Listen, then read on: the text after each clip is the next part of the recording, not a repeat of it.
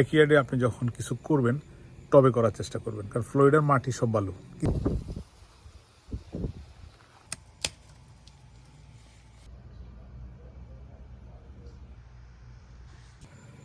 প্রতিদিন 2-1 বার করে গার্ডেনে যদি আমি না আসি আমার তো ভালো লাগে না। আসসালামু আলাইকুম রহমতুল্লাহি বারাকাতুহু। বন্ধুগণ, কেমন আছেন? আজকে আমি আমার ব্যাকইয়ার্ড, আমার গার্ডেনের আমি আপডেট দেব আপনাদেরকে, যে এই বছর আমি কি করলাম এবং আমার কি ফসল হলো। এবছর আমরা প্রথমবার যখন স্টার্ট করেছিলাম তখন কিন্তু কিছুই হয়নি, সব মারা গেছে, কারণ ঠান্ডা এবার একটু উল্টাপাল্টা হয়েছে। প্রথম ইয়েটা সব মারা গেছে, তো সেকেন্ডটা মোটামুটি আমাদের আলহামদুলিল্লাহ ভালোর দিকে হচ্ছে। তো গার্ডেন আসলে একটা নেশা। এটা আমরা গার্ডেনে যে পয়সা খরচ করি, ওই পয়সাগুলো যদি আমরা সবজি কিনি তাহলে দেখা যাচ্ছে আরও কম পড়বে। কিন্তু এখানে জিনিসটা হচ্ছে যে আমরা এখানে যে অর্গানিক জিনিস পাচ্ছি, নিজেরা তৈরি করতেছি, ফার্টিলাইজার নিজেরা কম্পোস্ট করতেছি, ওই মাটি দিয়া তৈরি করতেছি এবং ফ্রেশ খাচ্ছি, এটাই সবচেয়ে বড় জিনিস। আর সবচেয়ে বড় কথা হলো গার্ডেনে সময় দেওয়া। এটা একটা বিশাল ব্যাপার। গার্ডেনে সময় দেওয়ার কারণে আপনি সুস্থ থাকার একটা সম্ভাবনা থাকে, এখানে ভালো একটা সময় কাটে, এবং এই সময়টা এত চমৎকার, এটা বলে বোঝানো যাবে না। এটা আমাদেরকে সুস্থ রাখতে সহায়তা করে। গার্ডেনের জন্য আমি যে মাটিটা কম্পোস্ট করি, এটা টোটালি আমার নিজস্ব তৈরি। আমার ঘরের যে ভেজিটেবল কাটাকুটা করার পরে যেগুলো উদ্বৃত্ত থাকে, ওগুলো দিয়ে আমি আমার কম্পোস্টটা তৈরি করি, ওগুলোর সাথে মাটি মিক্স করি, টোটালি অর্গানিক 100%। এবং আমি সামান্য কিছু মিরাকেল গ্রো ইউজ করি, সেটা খুবই কম, আর বাকিগুলো টোটালি অর্গানিক। আমি প্রতি 2 বেলা পানি দিই, অল্প অল্প পানি দিই। বিশেষ করে লাউ গাছটা খুবই সেন্সিটিভ, এটা যদি আপনি বেশি পানি দেন তাও মারা যাবে, এটা কম পানি দিলে তাও মারা যাবে। এটাকে খুব ভালো নার্সিং করতে হয়, খুব ভালো টেক কেয়ার করতে হয়, নাহলে এটা টিকে না। আর কুমড়া গাছকে অত শুশ্রূষা করা লাগে না। কুমড়া মোটামুটি আপনি যদি ঠিক মতো নিচে দেন সেটা হবে। তবে একটা জিনিস মনে রাখতে হবে, যে আপনি যখন গার্ডেনে ব্যাকইয়ার্ডে আপনি যখন কিছু করবেন টবে করার চেষ্টা করবেন, কারণ ফ্লোরিডার মাটি সব বালু, কিছুই নেই ওখানে।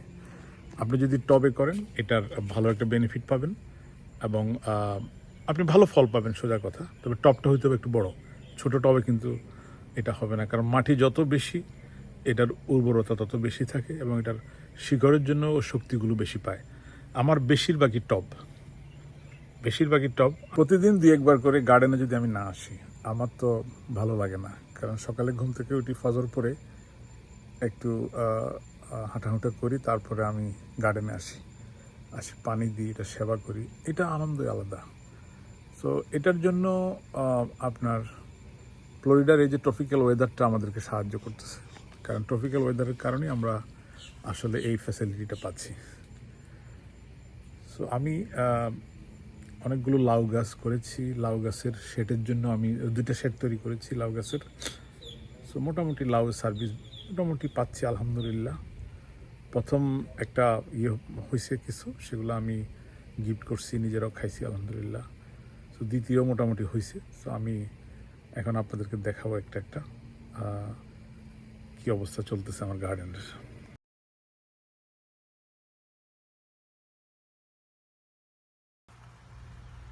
ভেন্ডি গাছের আসলে ব্যাপারটা হচ্ছে, আপনি যদি ভেন্ডি গাছটা কোনো রকম উঠিয়ে দিতে পারেন, আর ভেন্ডি গাছের অনেকগুলো পাতা হয়, এগুলো কেটে দিতে হবে। আমি প্রত্যেকটা পাতা কেটে দিয়েছি এবং কাটতে দেখেন তারপরে এটাকে উপরে উঠিয়েছি। আমি এখানে প্রায় 2-3 কেজি ভেন্ডি খেয়ে ফেলছি, 2টা মাত্র গাছ।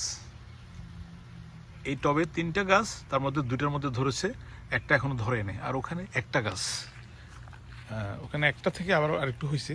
সো এই 2-3টা গাছে আমার প্রায় 1.5 থেকে 2 কেজি ভেন্ডি হয়েছে। সো এটা একটা বিশাল ব্যাপার।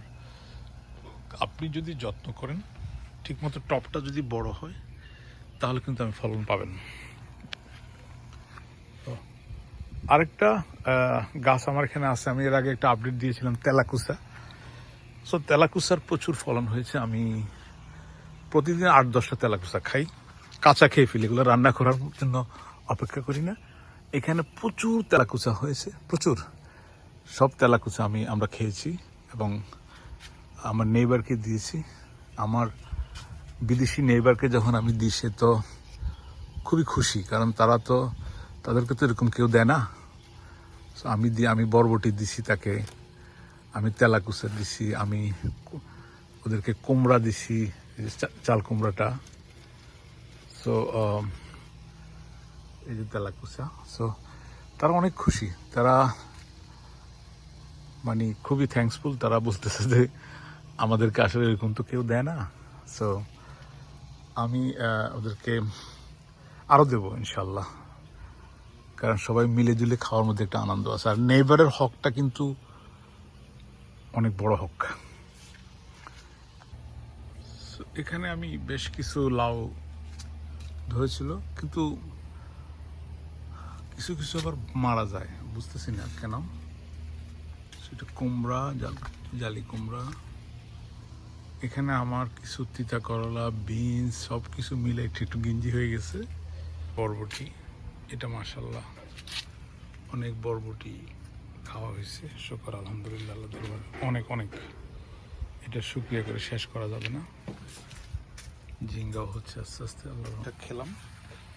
এটা সেকেন্ড টাইম খাবো, আগাটা কেটে দেওয়া হয়েছিল।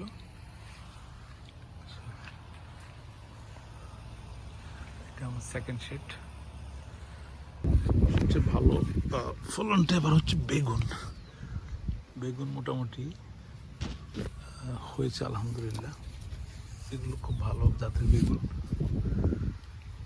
এটা আমার কিবরিয়া ভাই আমাকে দিয়েছে এগুলো, ভাবি এগুলো বীজটা ওখান থেকে আনছি, কিছু বীজ রাখার চেষ্টা করতেছি। বীজগুলো আমি রাখবো ভবিষ্যতে, যে এটা একটা বীজ রাখছি। তো আমরা বেগুনগুলো খেয়ে দেখলাম, খুবই কোয়ালিটি সম্পূর্ণ বেগুন, খুবই টেস্টি।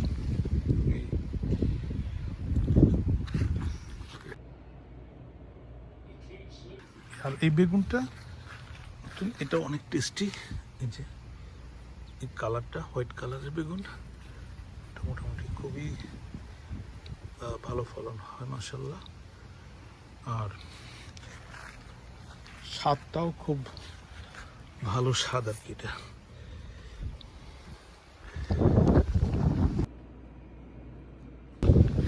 হচ্ছে মরিচ গাছ, এটা মোটামুটি অনেক হয়েছে আলহামদুলিল্লাহ।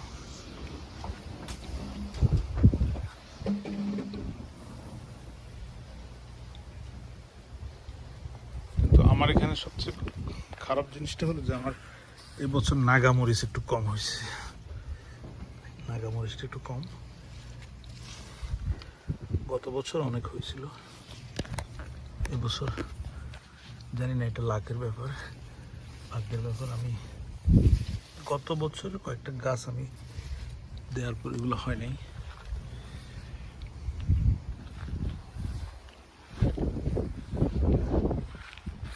আজকে ওয়েদারটা খুবই চমৎকার, বৃষ্টি হবে।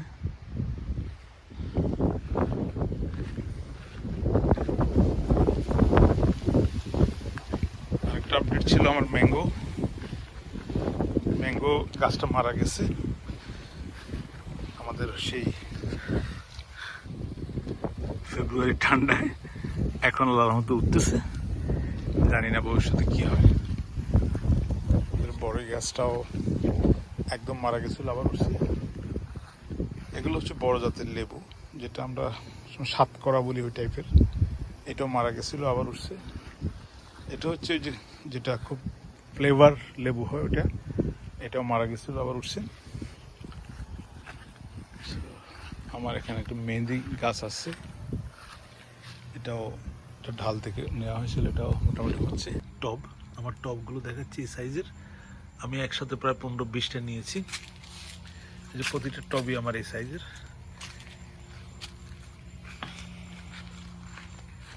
এই সাইজের টব। সো বড় টবে আপনার ফলনটা ভালো হবে, কোনো সন্দেহ নাই, যদি আপনি প্রপার নার্সিং করেন। কাটলাম।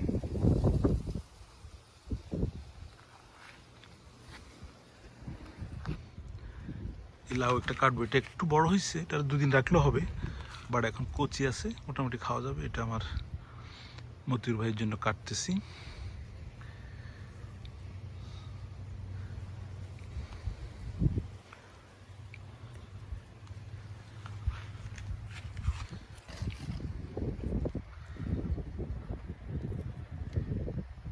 টব, আমার টবগুলো দেখাচ্ছি এই সাইজের, আমি একসাথে প্রায় 15-20টা নিয়েছি। এই যে প্রতিটা টবই আমার এই সাইজের,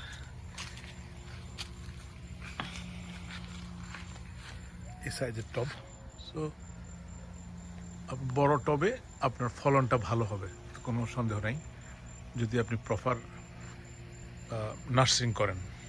টব, আমার টবগুলো দেখাচ্ছি এই সাইজের, আমি একসাথে প্রায় 15-20টা নিয়েছি। এই যে প্রতিটা টবই আমার এই সাইজের,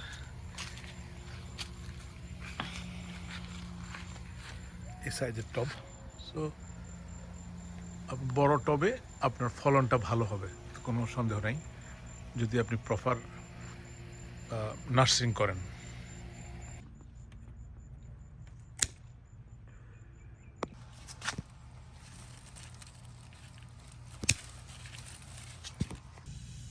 আলহামদুলিল্লাহ।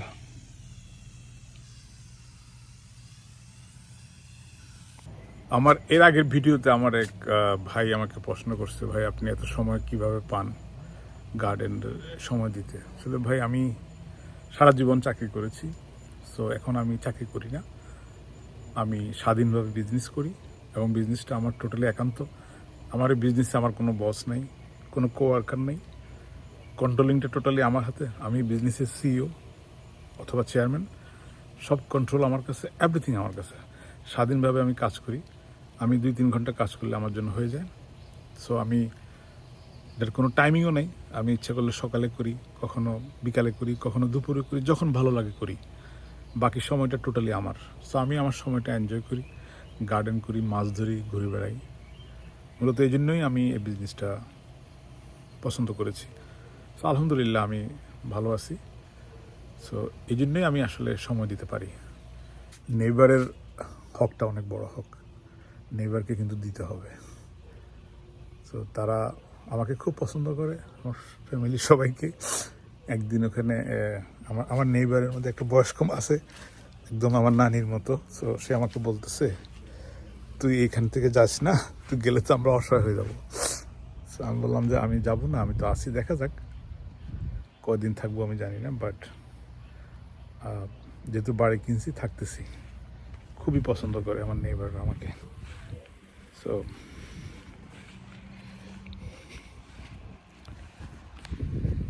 এই হলো আমার আজকের মতো আপডেট। ইনশাল্লাহ পরবর্তী একটা হারভেস্টিংয়ে যাব, সেদিন আবার আপনাদের সাথে আসবো। সবাই ভালো থাকবেন।